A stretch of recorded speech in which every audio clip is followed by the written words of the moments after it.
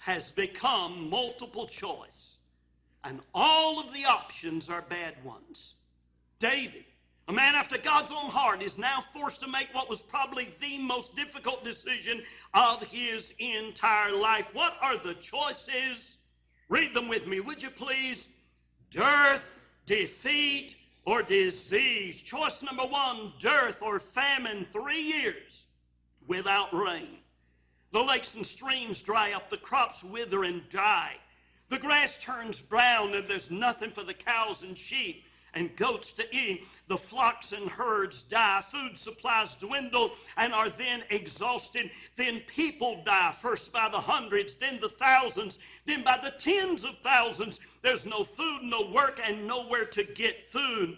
Parents listen to their children cry for food. Then they watch their little stomachs swell up and their arms and legs turn into skin stretched over bones. Babies die in their parents' arms. Then the parents die and people with gold and silver buy from other countries. Weeks turn into months. Months turn into years. 3 years of dearth or famine. How many here would choose that?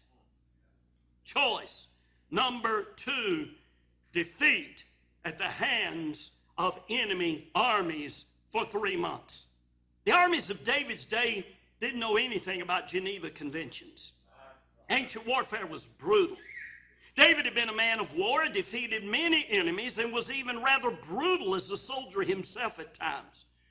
To think of 3 months of being destroyed before thy foes, while that the sword of thine enemies overtake thee, could have meant the deaths of hundreds of thousands of David's soldiers, not to mention the deaths of women and children and the burning and plundering and looting as the enemy helped themselves to the spoils of defeated Israelites. 3 months of defeat. Would you choose that? Choice number three, disease or pestilence. This may have been the fastest moving, most contagious, most deadly viral infection that hit the nation of Israel in the entire history of the world. This was the same Hebrew word was translated murrain or plague. One of the plagues God sent on the land of Egypt by the hand of Moses was a grievous murrain, and we're told that all the cattle of Egypt died. When you think of a deadly pestilence, you might think of the bubonic plague that started in China in the 1300s and then spread to Western Asia and Europe, then to England. The bubonic plague was also called the Black Plague or the Black Death because it turned the victim's skin black.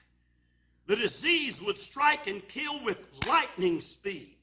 One Italian writer said that his victims often ate lunch with their friends and dinner with their ancestors in paradise. Within 5 years, from 1347 to 1352, 25 million people, 1/3 of Europe's population, died. That is twice the current population of the entire state of Illinois at 12.5 million people. This pestilence in this passage would be called the sword of the Lord.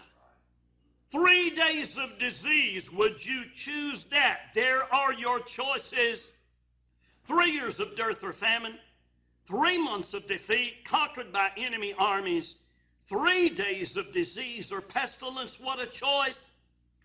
And David had to choose. Come on.